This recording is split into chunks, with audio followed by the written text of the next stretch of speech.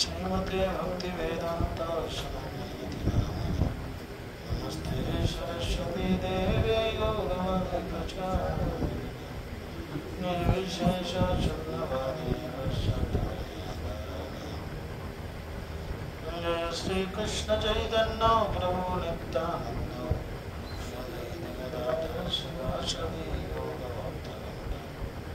हरे कृष्ण कृष्ण कृष्ण हरे राम राम राम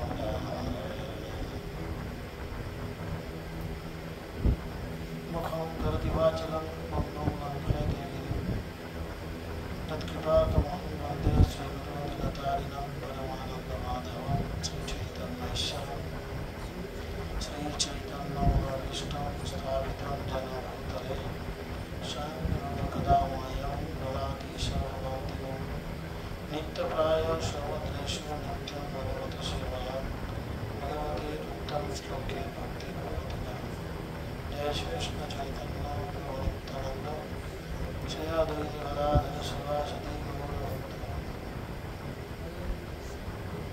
हरे कृष्ण कृष्ण कृष्ण हरे हरे हरे राम राम राम ओम नमो भगवते वासुदेवाय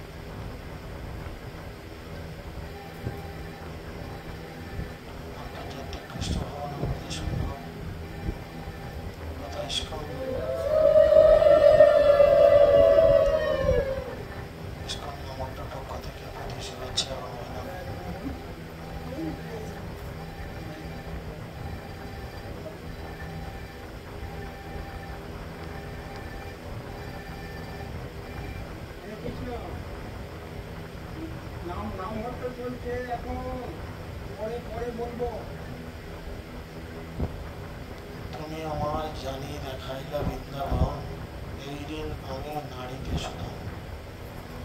চৈতন্য মহাপ্রভু তখন সেই মথুরার যে ব্রাহ্মণ, যিনি মহাপ্রভুকে বৃন্দাবন দর্শন করিয়েছিলেন, তাকে বললেন যে আপনি আমাকে নিয়ে এসে বৃন্দাবন দর্শন করিয়েছেন, তো আমি আপনার ঋণ কোনোদিন শোধ করতে পারব না।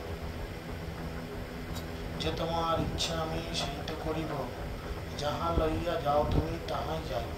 তাই তোমার যা ইচ্ছা আমি সেটাই করব, আর যেখানে তুমি আমাকে নিয়ে যেতে চাও আমি সেখানেই যাব।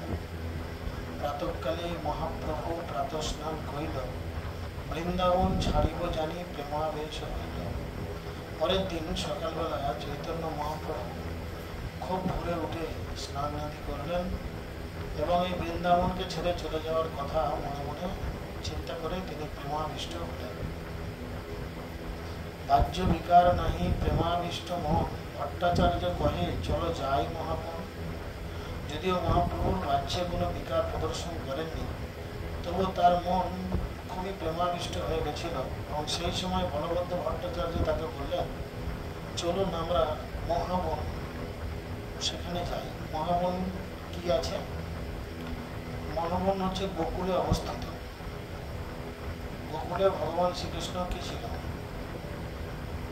গোকুলে ভগবান শ্রীকৃষ্ণ আবির্ভূত হয়েছিল নন্দ বাবার গৃহে। এত বলি মহাপ্রভুরে নৌকায় বসাইয়া পার করি ভট্টাচার্য চলিল লইয়া। এই বলে বলভদ্র ভট্টাচার্য চৈতন্য মহাপ্রভুকে একটি নৌকায় বসিয়ে নদী পার করে তিনি গোকুল মহাবনে নিয়ে যাওয়ার জন্য উদ্যোগ নিলেন। প্রেমী কৃষ্ণ দাস আর সেই তো ব্রাহ্মণ, গঙ্গা তীর পথে যাইবার বিজ্ঞ দুইজন।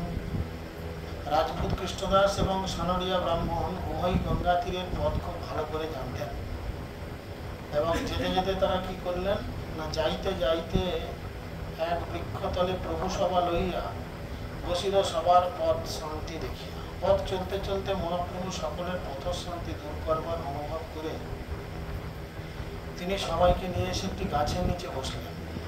সেই বৃক্ষ নিকটে চারে বহু গাভীগণ, তাহা দেখি মহাপ্রভুর উল্লাসিত মন। এবং সেই বৃক্ষের অনতি দূরে বেশ কিছু গাভী গরু চলছিল। আর বৃন্দাবনে এই গোমাতাদের দর্শন করে মহাপ্রভুর মন খুব উল্লসিত হয়েছিল। আশ্চর্যিতে এক গো বংশী বাজাইল, শুনি মহাপ্রভুর মহাপ্রেমাবেশ হইল। তখন হঠাৎ একজন গোপ বালক তিনি তার বংশীর ধ্বনি বাজালেন, অর্থাৎ বাঁশি বাজালেন।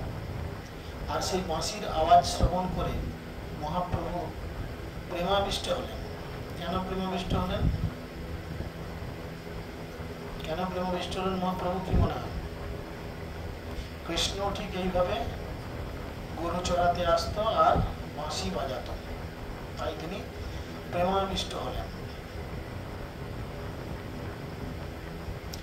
অচেতন হইয়া প্রভু ভূমিতে পড়িলা, মুখে ফেনা পরে নাসায় শ্বাসরুদ্ধ হইলা। চৈতন্য মহাপ্রভু তখন অচেতন হয়ে ভূমিতে পড়লেন আর তার মুখ দিয়ে ফেনা পড়তে লাগলো এবং তার শ্বাস তখন রুদ্ধ হয়ে গেল।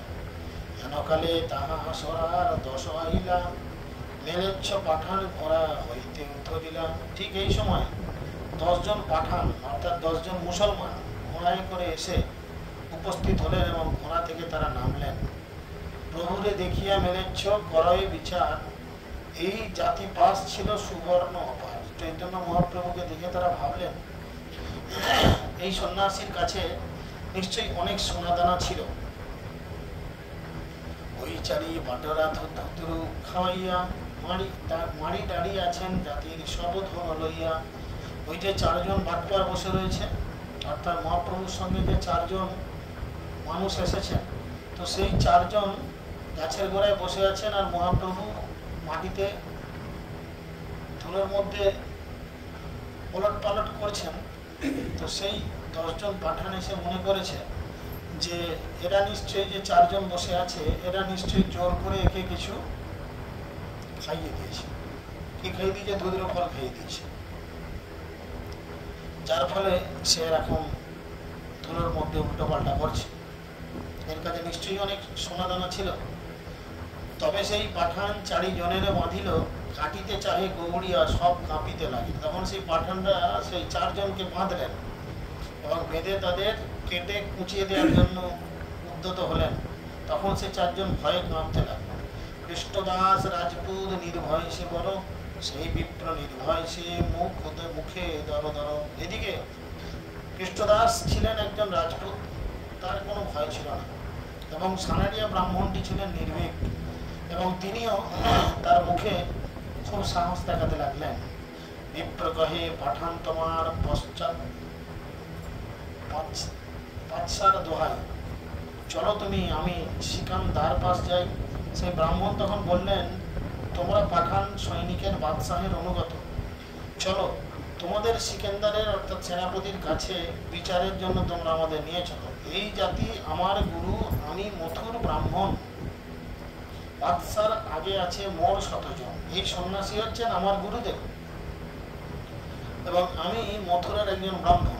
বাদশাহের উপর উচ্চপদস্থ কর্মচারীকে আমি চিনি, তুমি আমাকে নিয়ে চলো, তারা নিশ্চয়ই আমার পরিচিতি তোমাদের কাছে দেবে। এই জাতি ব্যাধিতে করেন হয় না মূর্ছিত, আমি চেতন পাইবে হইবে সম্মিত।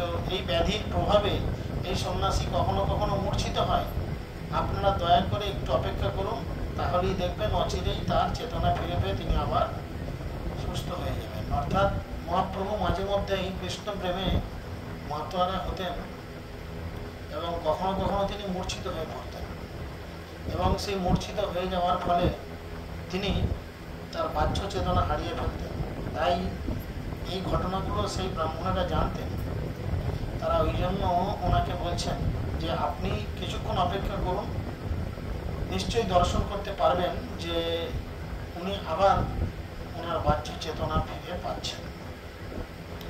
তো এটা কৃষ্ণ প্রেমের এক ভাব, যেটা ধীরে ধীরে শুদ্ধ ভক্তি জীবনের জন্য আসে।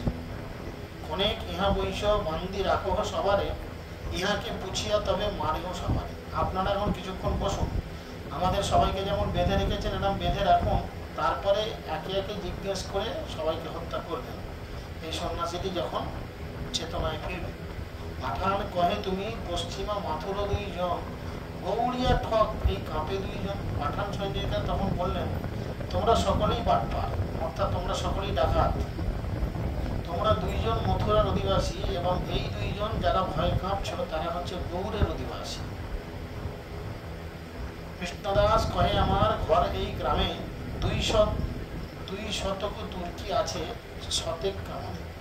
রাজপুত কৃষ্ণদাস বললেন, এই গ্রামেই আমার ঘর, এবং আমার 200 তুর্কি সৈন্য আছে, এবং 100 কামানও আমার আছে। এখনই আসিব সব, আমি যদি ফুকারি খরা পিরা লুটির লবে তোমার সব মারি। তোমরা এই কথা বলছো, আমি যদি এখন চিৎকার করে আমার সেই সৈন্যদের ডাকি, তাহলে তারা এখানে এক্ষুনি ছুটে আসবে এবং তোমাদের সকলকে মেরে তোমাদের ঘোড়া এবং পীড়া সবকিছু লুট করে নেবে।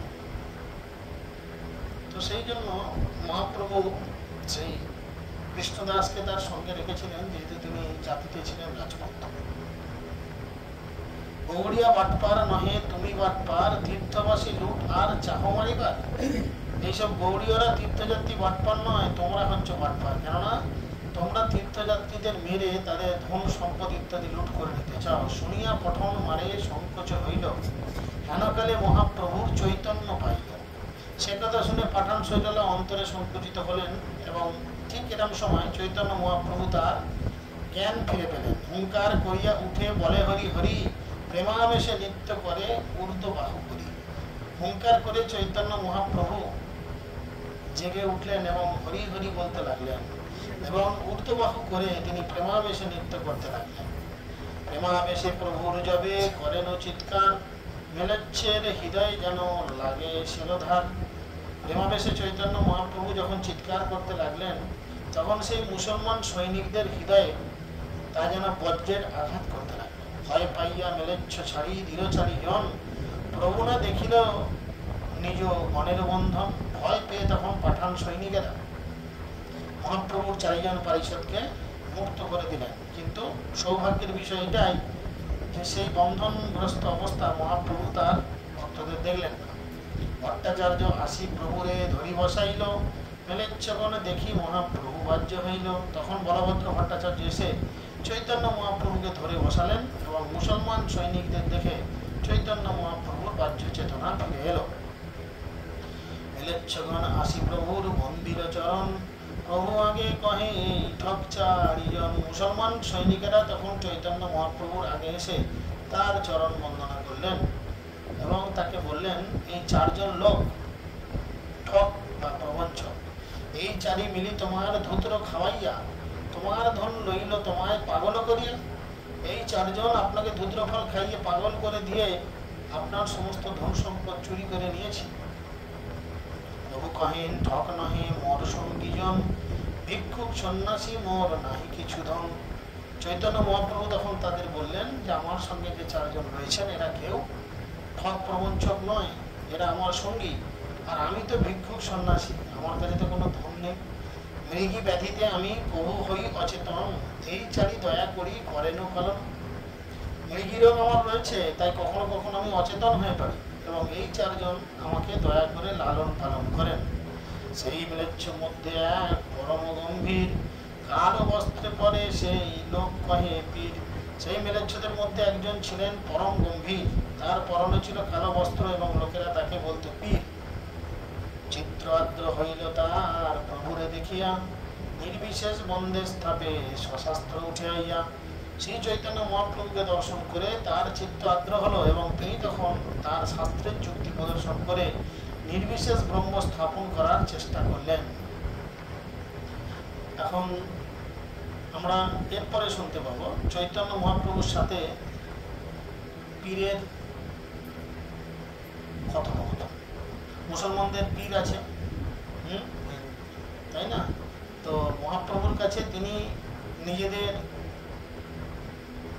শাস্ত্র যুক্তি আনতে চাইছেন। মহাপ্রভু বলছেন যে অদ্বৈত ব্রহ্মবাদ সেই কলির স্থাপন, তার শাস্ত্র যুক্তে তারে প্রভু কহিলা খণ্ডন। তিনি যখন কোরআনের ভিত্তিতে অদ্বৈত ব্রহ্মবাদ স্থাপন করলেন তখন তার শাস্ত্র যুক্তির দ্বারা চৈতন্য মহাপ্রভু তার মতবাদকে খণ্ডন করলেন। যেই যেই কহিল প্রভুর সকলই খণ্ডিল, উত্তর না আইসে মুখে মহাস্তব্ধ হইল। তিনি যে যে যুক্তি প্রদর্শন করলেন চৈতন্য মহাপ্রভু একে একে তার সব কয়টি যুক্তিকে খণ্ডন করলেন। তখন তার মুখে আর কোনো কথা এলো না এবং তারা তখন সকলে স্তব্ধ হয়ে গেলেন। প্রভু কহে, তোমার শাস্ত্রে স্থাপে নির্বিশেষে, তাহা খণ্ডী সবিশেষ স্থাপিয়াছি শেষে। চৈতন্য মহাপ্রভু বললেন, তোমাদের শাস্ত্র কোরআন অবশ্যই নির্বিশেষবাদ প্রথা প্রতিষ্ঠিত আছে, কিন্তু কোরআনের শেষে সেই নির্বিশেষ তত্ত্ব খণ্ডন করে সবিশেষ তত্ত্ব স্থাপিত রয়েছে।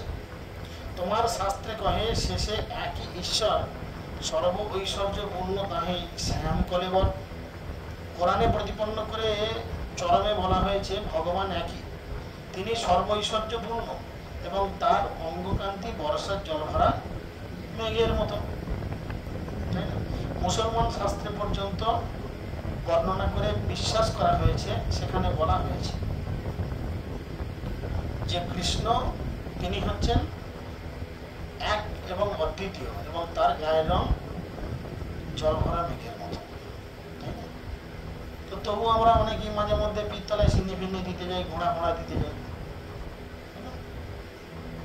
এগুলো বুঝতে হবে যে আমার নিজের বাড়িতে ভালো গাড়ি থাকতেও আমি সেই রাস্তায় যে টোটো অটো চেপে ঘুরবো, সেটা কি ভালো লাগবে? বুদ্ধিমানের কাজ হবে?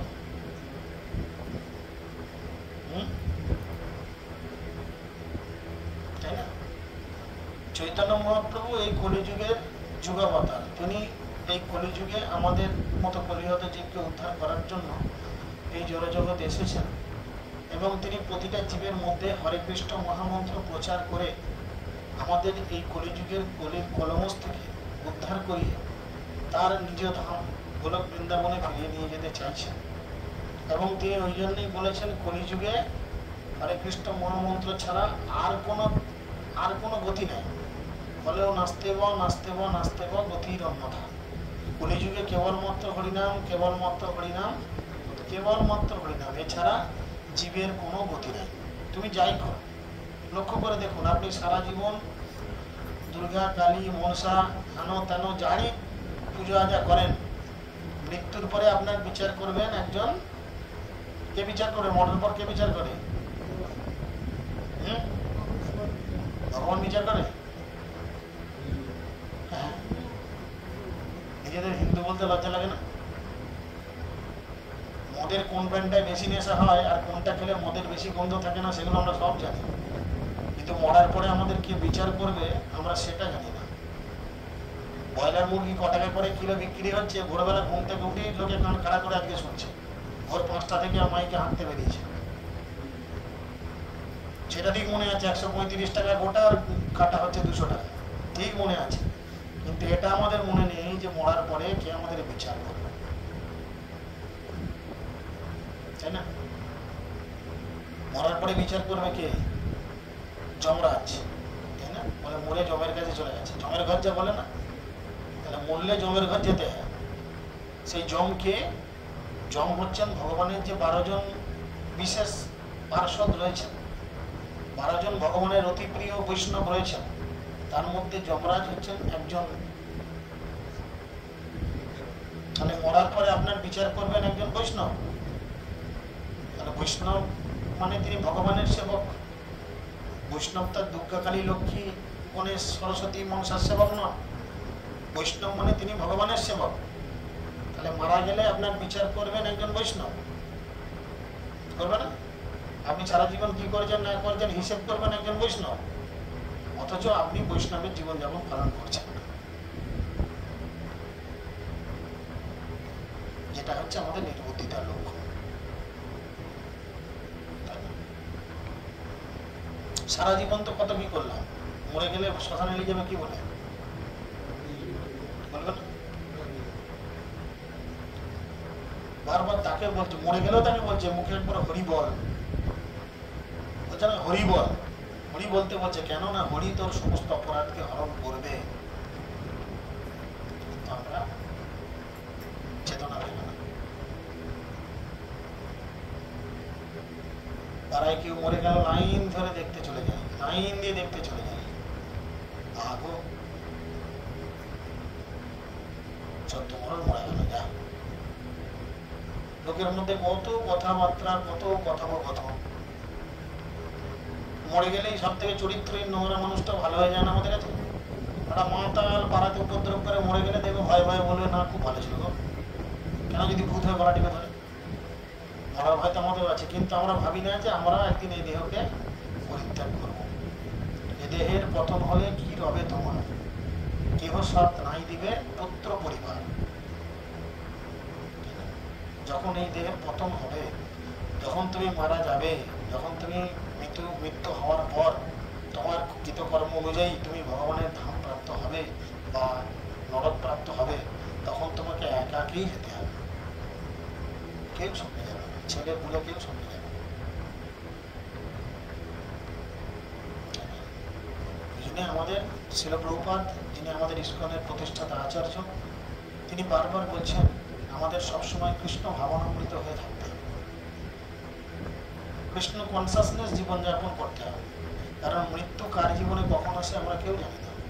আর যদি আমরা কৃষ্ণ ভাবনামৃত হয়ে জীবনযাপন না করতে পারি, তো আমরা যে যে ভাব চিন্তা করে দেহত্যাগ করবো, আমরা সেইভাবে ভেবে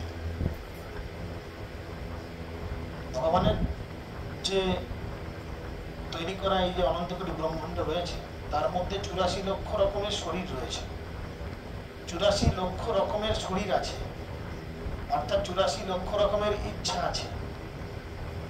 এই 84 লক্ষ রকমের ইচ্ছায় আপনার যে শরীরে যাওয়ার ইচ্ছে, আপনি সেই শরীরে যেতে পারবেন। এই ইচ্ছাটা কেবলমাত্র মনুষ্য জীবনে এসে আমরা লাভ করতে পারি। অন্য কোনো জীবজন্তুর শরীরে যখন আমরা যাই, আমরা আমাদের ইচ্ছা মতো কাজ করতে পারি না। বাকশৃঙ্গ হয়ে যখন জন্মাই, ভগবানের ইচ্ছায় আমরা সেই ধরনের আচরণ করতে বাধ্য হই। গরু, ছাগল, ভেড়ার শরীর যখন প্রাপ্ত হই, আমরা সেই ধরনের আচরণ করতে বাধ্য হই। কিন্তু মনুষ্য জীবন যখন আমরা লাভ করেছি, আমরা আমাদের নিজেদের ইচ্ছা মতো জীবনযাপন করতে বাধ্য হই। ভগবান আমাদের জীবনযাপনের কোনো ইচ্ছা প্রকাশ করেন না। ভগবান শুধু আমাদের হৃদয়ের মধ্যে অবস্থান করে তিনি লক্ষ্য করেন যে আমি এই যে 84 লক্ষ জীবনের মধ্যে একটা সেরা জীবন পেলাম। মনুষ্য শরীর হচ্ছে সেরা জীবন। তার জন্য মনুষ্য শরীরকে বলা হয় মোক্ষদ্বার। মোক্ষ মানে হচ্ছে কি, এই শরীর থেকেই তুমি উদ্ধার লাভ করতে পারো, আর কোনো শরীরে পারবে না। কুকুর, ছাগল, টিকটিকি, গিরগিটি, বাঘ, সিংহ হয়ে আমরা উদ্ধার লাভ করতে পারবো না।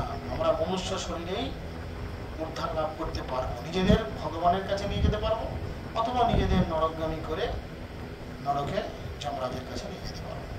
এটা আমাদের একান্ত ইচ্ছে। আর যদি আমরা এই মনুষ্য শরীর লাভ করে ভগবানের সেবা, ভগবানের ধামে যাওয়ার জন্য কোনো রকম চিন্তা ভাবনা না করি, তাহলে কি হয়, আমাদের প্রকৃত দুঃখ তখন থেকে আরম্ভ হয়। দুর্লভ মানব জন্ম লোভিয়া সংসারে, কৃষ্ণ না ভজিলি দুঃখ কহিবি কাহারে। আমাদের প্রকৃত দুঃখ তখন থেকে আরম্ভ হয় যখন আমরা মানব দেহ লাভ করে কৃষ্ণ ভজনা করলাম না। আর কৃষ্ণ ভজনা না করলে কি হবে, মায়ের ভজনা করতে হবে, ভজনা মতে করতেই হবে। আমরা ভজনা না করে থাকতে পারবো না। হয় লোক ভজ, নয় গোরা ভজ হয়। জগদানন্দ পণ্ডিত তার প্রেম বিবর্ত গ্রন্থে বলছে, হয় লোক ভজ, নয় গোরা ভজ হয়। একই সঙ্গে দু নৌকায় নহে তপঠায়। দুটো নৌকায় পা দিয়ে চললে কি হয়, ধরুন প্রচুর নদীতে স্রোত, জল বইছে, বর্ষার সময় বান এসেছে, আপনাকে বাঁচতে হবে। দেখছেন দুটো নৌকায় ওপারে যাচ্ছে, দুটো নৌকায় লোক ভর্তি, আপনি দুটো নৌকায় দুপা দিয়ে দাঁড়ালেন, কি হবে? যদি নৌকা দুটো কোনো ক্রমে দুদিকে চলে যায়, আপনার আর ওপার যাওয়া হবে? আপনি সাঁতার জানেন না হয়তো, ধরে নিন, কি হবে? টপাক করে জলের মধ্যে বেশ, হরে কৃষ্ণ। সেরকম জীবনে আমাদের সিদ্ধান্ত করতে হবে যে আমরা লোক ভজনা করব, বা মানুষ ভজনা করব, বা দেব দেবীদের ভজনা করব, না ভগবানের ভজনা করব। দুটো একসঙ্গে হতে পারে না, দুটো একসঙ্গে কোনোদিন হতে পারে না। দিনের বেলা হরি হরি, রাত হলে কোথায় চুরি করি, এই চিন্তা করলে হয় না। যে কোনো একটা করতে হয়। ঠিক সেরকম ভগবত ভক্তিটা আমাদের সিদ্ধান্তের উপর নির্ভর করে। সিদ্ধান্ত করিতে না করহ অলস, ইহা হইতে কৃষ্ণে লাগে সুদৃঢ় মানুষ। সিদ্ধান্ত করা আমাদের খুব শীঘ্রই উচিত শাস্ত্র অনুযায়ী। যদি আমরা সিদ্ধান্ত করতে পারি, তাহলে আমাদের এই দেবদুর্লভ মানব দেহের অবশ্যই একটা গতি হবে। যেমন ধরুন এই যে স্নান যাত্রা উৎসব গেল, এই স্নান যাত্রায় যিনি স্নান বেদিতে জগন্নাথ, বলরাম, সুভদ্রা মহারানীকে দর্শন করেন, তাকে আর দ্বিতীয়বার জন্মগ্রহণ করতে হয়। কিন্তু হৃদয় ভক্তি দিয়ে তাকে দর্শন করতে হয়। মহাপ্রভু সেইভাবে জগন্নাথের বিরহে থাকতেন। এখন যেমন যে সময় চলছে, এই সময়কে বলে অনবসর কাল। এই সময় জগন্নাথ 15 দিন দেখা দেবেন না ভক্তকে, তিনি নিজেকে লুকিয়ে রাখেন। তাই মহাপ্রভু এই সময় খুব বিরহ যন্ত্রণা ভোগ করতেন। তিনি তাই জন্য এই সময় 15 দিন তিনি পুরীর থেকে চলে যেতেন 24-25 কিলোমিটার দূরে। আলালনাথের একটি মন্দির আছে, আলোয়ারনাথ মন্দির আছে, সেই মন্দিরে, যেখানে ভগবান আলোয়ারের নাথ হিসাবে ভগবান বিষ্ণু নিজেকে প্রকাশিত করেছেন। এবং জগন্নাথ স্বপ্নে বলেছিলেন, আমি এবং আলোয়ারনাথ অভিন্ন। তাই মহাপ্রভু সেখানে যেতেন, গিয়ে এই 15 দিন সেখানে ভজন, কীর্তন, আনন্দ উৎসব করতেন। এবং এই 15 দিনের জন্য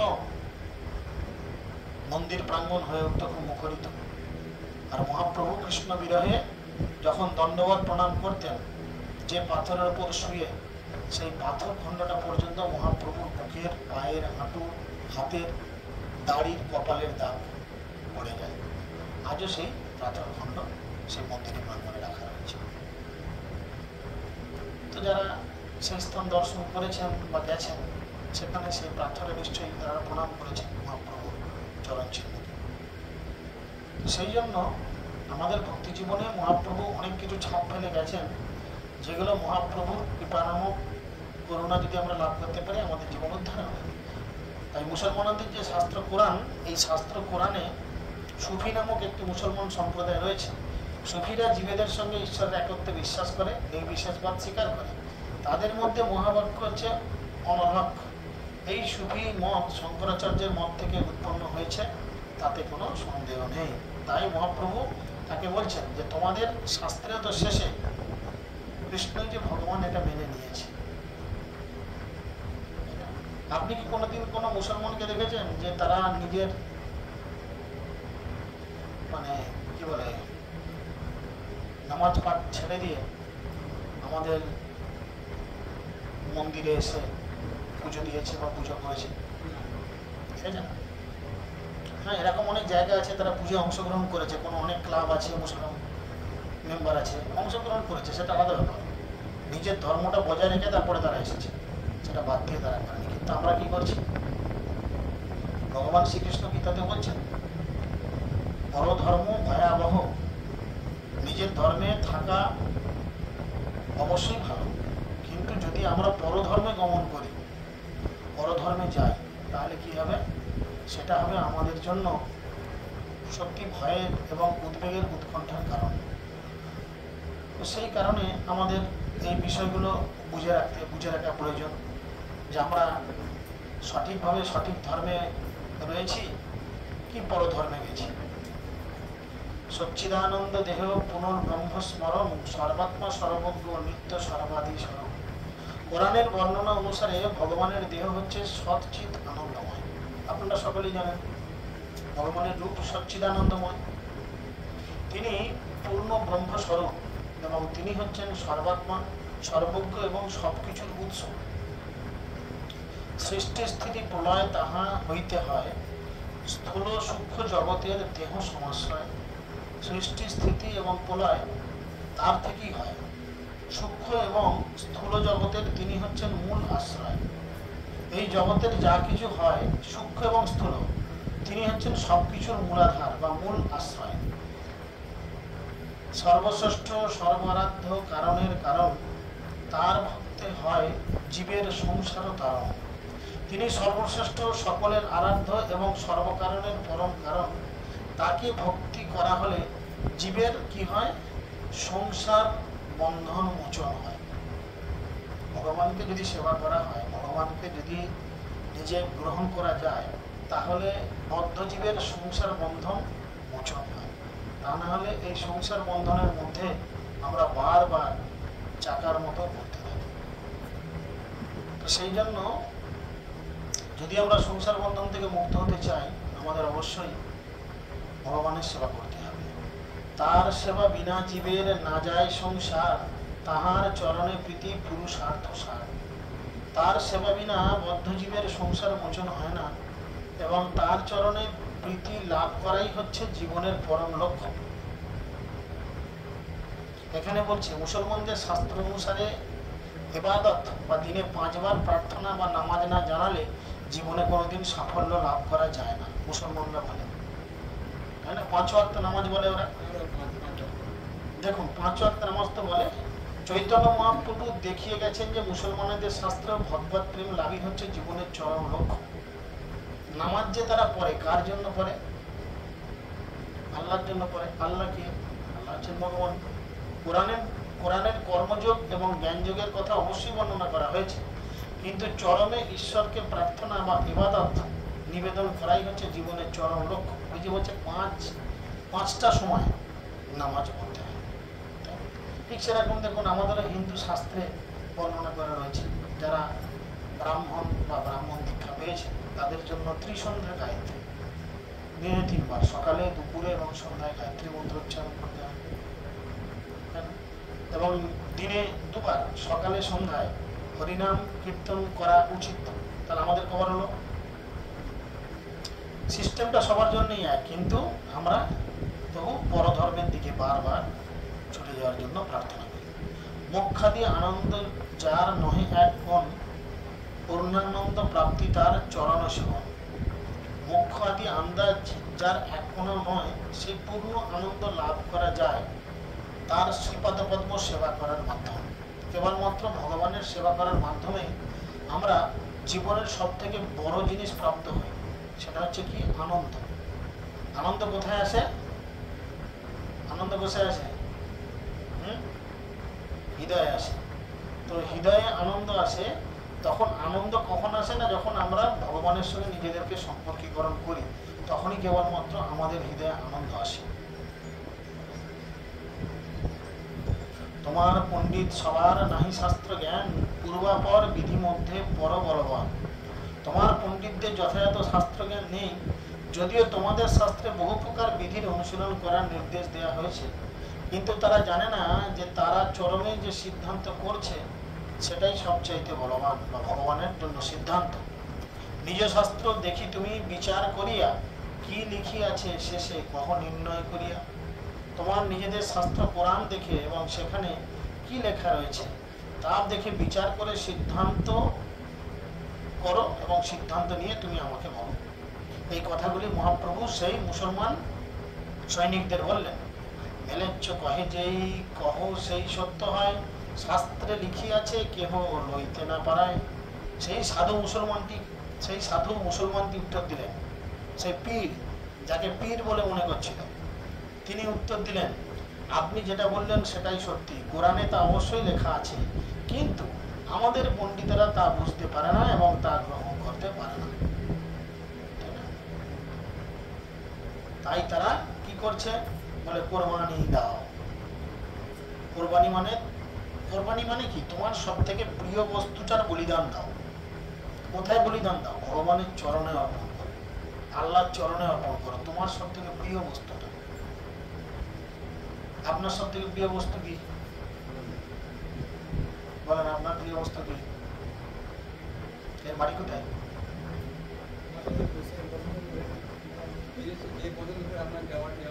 অনেকক্ষণ বিকালে এসছে তো, নাকি তিলক করে দাও ভক্তরা। তিলক করা উচিত, মোটা কাটা তো উচিত না। প্রতিটা কোম্পানির একটা ব্র্যান্ড থাকে। এই যে পাখাটা চলছে, এটা একটা কোম্পানি, তাই না? নাম লেখা আছে, দেখো এটা ব্যবহার হচ্ছে, এটা একটা কোম্পানি, এই যে নাম লেখা রয়েছে। আচ্ছা, সেরকম এরকম ফোটা নেওয়াটা এটা কোনো কোম্পানি নয়। এটা কোন কোম্পানি? মহাপ্রভু এরকম ঊর্ধ্বপুণ্ড তিলক করতেন। আর এই ঊর্ধ্বপুণ্ড তিলক মানে তুলসী পাতা, একদিকে রয়েছেন ব্রহ্মা, একদিকে রয়েছেন শিব, মাঝে রয়েছেন বিষ্ণু। তিলক তার চরণে দেওয়া রয়েছে তুলসী পাতা। এই সিস্টেমটা মহাপ্রভু আনয়ন করেছেন এই সম্প্রদায়ের মধ্যে। এখন এই মুহূর্তে যদি মৃত্যু হয়, তখন জন্তু দেশে বুঝে উঠতে পারবে না যেটা কোন সম্প্রদায়, কোন কোম্পানি, মানে কার ঘরে মালটাকে ফেলবো, বুঝতে পারবে কি? তখন সারা জীবন সাধন ভজন সবটাই বেকার চলে যাবে। ওই জন্য যখনই আমরা বুঝতে পারি যে ভগবানের সঙ্গে আমরা যুক্ত হচ্ছি, তখনই সরাসরিভাবে ভগবানের সিস্টেমগুলোকে মেনটেন করার চেষ্টা। প্রথম এগুলো লজ্জা লাগে, এটা তোমার কোনো দোষ নেই। প্রথম অনেকেরই লজ্জা লাগে। সব থেকে শুরু মালাটা গলায় নেয়, ঝাঁপ করে শাড়ি দিয়ে, বা ছেলেরা জামার বোতাম দিয়ে চাপা দেওয়ার চেষ্টা করে। তিলক এমন আবছা করে ঘরে যাতে কেউ দেখতে না পায়, বা হয়তো বারবার জোর দেখায় ঘামে মুছে গেছে, ইত্যাদি ইত্যাদি হয়, তাই না? যাই হোক, তিলক নিয়ে করেছেন ওইভাবে, কিন্তু করেনি নিয়ে একদম। তো এই বিষয়গুলো গুরুত্ব দেওয়া দরকার, কারণ তিলক আপনাকে প্রোটেকশন দেবে। তিলক আপনাকে প্রোটেকশন দেবে। যখনই আপনি কপালে উদ্যপুণ্ড তিলক করে রাস্তা দিয়ে যাবেন, তখন ভগবান আপনাকে প্রোটেকশন কিভাবে দেবেন? ধরুন রাস্তায় অনেক বদমাইশ মানুষ থাকতেই পারে, আছে চতুর্দিকে, মহিলাদের দেখলে টোন টিটকারি করে বা কোনো অসভ্যতা করার চিন্তা করে, যখন আপনার কপালের দিকে দেখবে তখন কিন্তু সে মুখে কি বলবে? হরে কৃষ্ণ যাচ্ছে, বলবে না? আপনাকে দেখে তার হরিনামের কথা মনে পড়বে, এটা আপনার একটা প্রচার। কিন্তু যদি আমরা এরকম করে শুধু ফোঁটা দিয়ে চলে যাই, কি বলবে? সেও তো কনফিউজ হয়ে যাবে, কি বলবো, হরে কৃষ্ণ বলবো না বৌদি বলবো না দিদি বলবো, হবে কি না? ওই জন্য আমাদের সাজ পোশাক বেশ, কি ছেলেদের কি মেয়েদের, এমন আচরণ এমনভাবে থাকতে হবে যাতে লোকজন অন্তত সেটাকে দর্শন করে, তার প্রতি ভগবত প্রেমমূলক আচরণ মুখ দিয়ে বেরিয়ে আসে। যাই হোক, নতুন পরের দিন থেকে চেষ্টা করব। তো সেই মতো তখন সেই পীর বাবা বলছেন, সেই তো গোসাই তুমি সাক্ষাৎ ঈশ্বর, মোরে কৃপা করো মুই অযোগ্য পামর। তখন তিনি জোরহাত করে বলছেন, আপনি হচ্ছেন পরমেশ্বর ভগবান, আপনি দয়া করে আমাকে কৃপা করুন, কারণ আমি হচ্ছি অযোগ্য পামর, আমার কোনো যোগ্যতা নেই, তাই আপনি কৃপা করে আমাকে বলুন কি করা উচিত। অনেক দেখিল মুই মেলেচ্ছ শাস্ত্র হইতে, সাধ্য সাধন বস্তু নারী নির্ধারিতে। আমি অনেক মুসলমান শাস্ত্র অধ্যয়ন করেছি, কিন্তু তা থেকে আমি নির্ধারণ করতে পারছি না যে জীবনের পরম উদ্দেশ্য কি এবং কিভাবে সেটা প্রাপ্ত হওয়া যায়। যার জন্য তারা দিকভ্রষ্ট, তাদের মধ্যে কোনো রকম সিস্টেম বলে কোনো জিনিস নেই, আছে। যদিও আমাদের হিন্দুরা তাদের থেকে বেশি দিকভ্রষ্ট, হিন্দুরা আমাদের তাদের থেকে বেশি দিকভ্রষ্ট। আজকে এই এলাকায় প্রচার করছি আমরা কয়েক দশক, কিন্তু এই এলাকায় শুদ্ধ ভক্তি যোগে ভক্তি জীবন করার মানুষ কেউ নেই। কেন না? তারা ভগবানকে হৃদয় দিয়ে গ্রহণ করেন। এখানে গিয়ে বুঝতে হবে যে ভগবানকে বোঝার জন্য তিনটে সিস্টেম। কি কি কি কি ভগবানকে বুঝতে গেলে তিনটে জিনিস আগে আমাদের জানা প্রয়োজন। সেটা কি কি? কে বলবে? কি কি? অবিধেয়, আর কি প্রয়োজন, আর সম্বন্ধ। অবিধেয়, প্রয়োজন, সম্বন্ধ, তিনটে তত্ত্ব। বুঝা গেল? প্রয়োজন মানে কি? প্রয়োজন মানে কি? আগে বলতে হবে সম্বন্ধ। সম্বন্ধ মানে কি? ভগবানের সঙ্গে আমার কি সম্পর্ক, ভগবানের সঙ্গে প্রতিটা জীবের কি সম্পর্ক, কি সম্পর্ক বলো? ভগবানের সঙ্গে তোমার কি সম্পর্ক? তোমার কে হয়? পিতা তোমার জন্ম দিয়েছে, কি করেছে তোমার জন্য? জোরে বলো না। জগতের পিতা, তোমার কি তাতে? তোমার কি? তোমার সঙ্গে কি সম্পর্ক, কি রিলেশন? তোমার স্বামী তো জিজ্ঞেস করতে পারে যে তুমি কোত্থেকে এলে, ভগবান ভগবান করছো, ভগবানের সঙ্গে তোমার কি সম্পর্ক? যদি বলো সে আমার পিতা, আমি তো জানিনি সে আমার কবে থেকে শ্বশুর হলো, বলতেই পারে, তা কিন্তু দেব।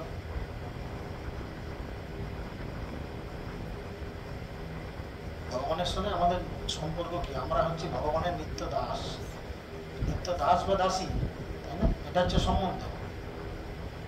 অভিধেয় মানে কি? যিনি এই সম্বন্ধটাকে জেনে সারা জীবন এইভাবে নিজের জীবনযাপন করেন। এইটা জেনে একজন চাকরের কি করা উচিত? মালিকের মাথায় উঠে নাচা উচিত, না মালিকের সেবা করে তাকে সন্তুষ্ট করা উচিত? একজন ভালো চাকর তিনি কি চাইবেন? মালিকের সেবা করবেন না মালিকের মাথাটা নাচবেন? সেবা করবেন। তাহলে আমাদের কি করা উচিত? ভগবানের সেবা করা উচিত। আর প্রয়োজন মানে কি? এটা আমাদের জীবনের কিসের প্রয়োজন বুঝতে হবে। ভগবত ভক্তির আমাদের জীবনে কিসের প্রয়োজন, কিসের জন্য প্রয়োজন আমাদের জীবনে? ভগবানকে কেন প্রয়োজন?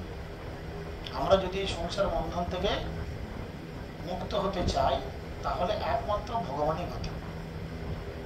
সংসার চক্র থেকে যদি আমরা বেরোতে চাই, জন্ম মৃত্যুর যে চক্র, এই চক্র থেকে বেরোতে গেলে ভগবান ছাড়া আমাদের কোনো গতি নাই। তাই জন্য সেই পীর বাবা বলছেন, তোমা দেখি জিহ্বায় মোর বলে কৃষ্ণ নাম, আমি বড় জ্ঞানী এই গেল অভিমান। তোমাকে দেখে আমার জিহ্বায় কৃষ্ণ নাম উচ্চারণ করতে ইচ্ছা করছে, নিজেকে আমি মস্ত বড় জ্ঞানী বলে মনে করতাম এবং মিথ্যা অভিমান করতাম, আমার সেই সব অভিমান দূর হয়েছে। ভগবানকে দর্শন করে তার জিহ্বায় কৃষ্ণ নাম উচ্চারণ করার জন্য এসেছে। কৃপা করি বল মোরে সাধ্য সাধনে, এত বলি পরে মহাপ্রভুর চরণে। এই বলে সেই মুসলমানটি চৈতন্য মহাপ্রভুর শ্রী পাদপদ্মে পতিত হলেন এবং তাকে অনুরোধ করলেন জীবনের চরম উদ্দেশ্য এবং তার প্রাপ্তির উপায় সম্বন্ধে তাকে উপদেশ দিতে। প্রভু কহে, উঠো কৃষ্ণ নাম তুমি লইলা, কোটি জন্মের পাপ গেল তুমি পবিত্র হইলা। মহাপ্রভু বললেন, ওঠো, তুমি কৃষ্ণ নাম যে উচ্চারণ করলে তোমার কোটি জন্মের পাপ মুহূর্তের মধ্যে দূর হয়ে গেল, এখন তো তুমি পবিত্র হয়ে গেল। তাহলে বুঝতে পারছেন, ভগবানের চরণে সর্বতভাবে যদি আমরা নিজেকে আত্মসমর্পণ করে দিই এবং শুদ্ধাচারে যদি কৃষ্ণ নাম গ্রহণ করি, এক কৃষ্ণ নামে তত পাপ যাবে, পাপীর সাধ্য নাই যত্ন করে তত পাপ করবে। কিন্তু আমরা একাধারে কৃষ্ণ নাম করছি, একাধারে নিয়ম ভঙ্গ করছি, এদিকে হরিনামও করছি, এদিকে মাছ মাংসও খাচ্ছি। আচ্ছা, এরকম অনেক বাড়ি সন্ধে হলেই কলকাতা নিয়ে টুক টুক টুক টুক করে লেগে বললো, চোঙা ফোঙাই এখানেই রয়েছে, আমার বাপের মাসির ঘরে দিতে রয়েছে। সন্ধে হলেই চোঙা লাগিয়ে দিল, গোটা পাড়া একদম মুন্ডমালা থেকে ওপারা মুসলমান পাড়া থেকে একদম পিততলা পর্যন্ত হরে কৃষ্ণ শুনিয়ে দিলে। যা কি নাম হলো, যারা কৃষ্ণ নাম করছে তাদের 1 কেজি চা করে দিতে হলো, 500 বিড়ি দিতে হলো, মাঝে মধ্যে ডেকে আবার মাংসের ঝোল ভাত খাওয়াতে হবে। তাহলে কি লাভটা কি হবে? লাভটা কি হবে? অহংকার প্রকাশ হলো, দেখো আমাদের পয়সা আছে, আমরা মাইক কিনেছি, তোমরা শোনো, মাইকে জোর করে হরিনাম শোনাচ্ছি, শোনো। লাভটা কি হবে? তার থেকে তো আমাদের রবিবাবু অনেক ভালো, খেতে পাক না পাক ঘরে অন্তত শুদ্ধাচারে 4টি নিয়ম পালন করে ভগবানকে যেমন জুটছে তেমন লাগিয়ে প্রসাদ পাচ্ছে, সারাদিন ভগবানের নাম জপ করছে, যেভাবে হোক থাকছে। সেই জন্য কৃষ্ণ নাম কি করতে হয়? অপরাধ শূন্য হয় কৃষ্ণ নাম গ্রহণ করতে হয়, তবে কৃষ্ণের প্রতি আমাদের ধীরে ধীরে প্রেম বাড়ে। কৃষ্ণ কহ কইল উপদেশ, সবে কৃষ্ণ কহে সবার হইল প্রেমাবেশ। চৈতন্য মহাপ্রভু তখন সমস্ত মুসলমানদের বললেন, তোমরা কৃষ্ণ নাম করো, কৃষ্ণ নাম করো। এবং তারা সকলে যখন কৃষ্ণ নাম উচ্চারণ করতে লাগলেন, তখন তারা সকলেই প্রেমাবিষ্ট হলেন। তাই কি হিন্দু কি মুসলমান, অবশ্যই কৃষ্ণ নাম করা উচিত। কৃষ্ণ নাম করার ফলে কি হবে? তার সব দিক থেকে ভগবান প্রোটেকশন রাখবে, তার সব দিক থেকে ভগবান কি আর্থিক, কি মানসিক, কি দৈহিক, সমস্ত দিক থেকে প্রোটেকশনে রাখবে তাকে ভগবান। আমার ড্রাইভারের কথাই চিন্তা কর, মুসলমানদের ছেলে তো, আমার গাড়ির ড্রাইভারটা তো মুসলমানদের, সে যার সঙ্গে তাকে ঘরে কৃষ্ণ বলে, প্রভু বলে, মাতাজি বলে, ভগবানের প্রসাদ খায়, যেমনই হোক হচ্ছে। তো এতদিন ও কিন্তু ছন্ন ছাড়া জীবনযাপন চলছিল। আমার বাড়িতে কাজে ঢুকে আমার কাছে ড্রাইভারি করে এখন কি হচ্ছে, ওর বাড়ির একটা প্রোটেকশন ও নিজে খুঁজে পেয়েছে, ছেলে মেয়েদের একটা ভবিষ্যৎ খুঁজে পেয়েছে, নিজেকে একটা এস্টাবলিশ জায়গায় আনতে পেরেছে ধীরে ধীরে। কি কিসের জন্য হয়েছে? কেবলমাত্রই কৃষ্ণ নাম গ্রহণ করার ফলে, মহাপ্রভুর কৃপায়, গৌমিতার কৃপায় ধীরে ধীরে তার সবকিছু প্রোটেকশন হয়েছে। তো যদি সে বিধর্মী মানুষ হয়, তার প্রোটেকশন ভগবান করতে পারে। আমরা তো ভগবানের নিজজন, আমরা যদি একটু ভগবানের কাছে কৃপা প্রার্থনা করি, ভগবান কি করবে না? রামদাস বলি প্রভু তার কইল নাম, এক পাঠান তার নাম বিজলি খান। চৈতন্য মহাপ্রভু সেই শুদ্ধ চরিত্র মুসলমানটিকে হরে কৃষ্ণ মহামন্ত্র কীর্তন করার উপদেশ দান করলেন এবং পরোক্ষভাবে দীক্ষা দিয়ে তার নাম রাখলেন রামদাস। পরবর্তীতে এই রামদাস শুদ্ধ ভক্তি জীবন করে কিভাবে কৃষ্ণ প্রেম প্রাপ্ত হতে হয় তিনি শিক্ষা দেবেন। রামদাস মহাপ্রভুর খুব অত্যন্ত পার্শ্বদ। সেখানে আরেকজন পাঠান ছিলেন যার নাম ছিল বিজলি খান। ওই যে কৃষ্ণ ভবনামৃত আন্দোলনে দীক্ষার পর ভক্তদের নাম পরিবর্তন করা হয়, পৃথিবীর সর্বত্রই কেউ যখন কৃষ্ণ ভবনামৃত আন্দোলনের প্রতি উৎসাহী হন, তখন তাকে এই পন্থায় দীক্ষাদান করা হয়। ভারতবর্ষে আমাদের মিথ্যা অপবাদ দেওয়া হয় যে আমরা মেলেচ্ছ এবং জবনদের হিন্দুতে পরিণত করছি, ইসকনকে বলেন না অনেকে, তাই না? ভারতবর্ষে বহু মায়াবাদী সন্ন্যাসী রয়েছে যাদের বলা হয় জগৎগুরু, অথচ তারা ভারতের বাইরে পর্যন্ত যায়নি।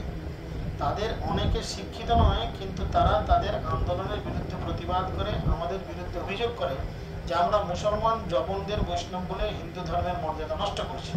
কিন্তু এই ধরনের মানুষেরা অত্যন্ত ঈর্ষাপরায়ণ। তারা জানে না যে এই জগতে আমাদের কেবলমাত্র হিন্দু মুসলমান এই কোনো পরিচয় না, আমাদের পরিচয় একমাত্র মানুষ। আমরা হিন্দু প্রথা নষ্ট করছি না, আমরা কেবল চৈতন্য মহাপ্রভুর পদাঙ্ক অনুসরণ করে সমস্ত মানুষকে কৃষ্ণ প্রেম প্রদান। কারণ পৃথিবীর মধ্যে সব থেকে সিনিয়র ধর্ম হচ্ছে হিন্দু ধর্ম,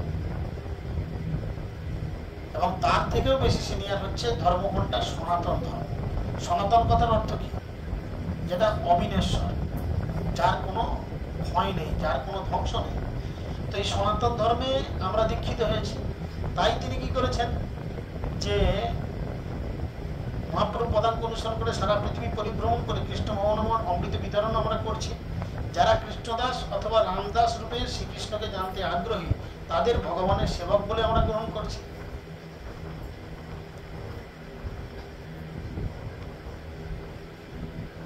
অল্প বয়স তার রাজার কুমার, রামদাস আদি পাঠান চাকর তাহার। বিজলি খানের বয়স ছিল অল্প এবং তিনি ছিলেন রাজার পুত্র।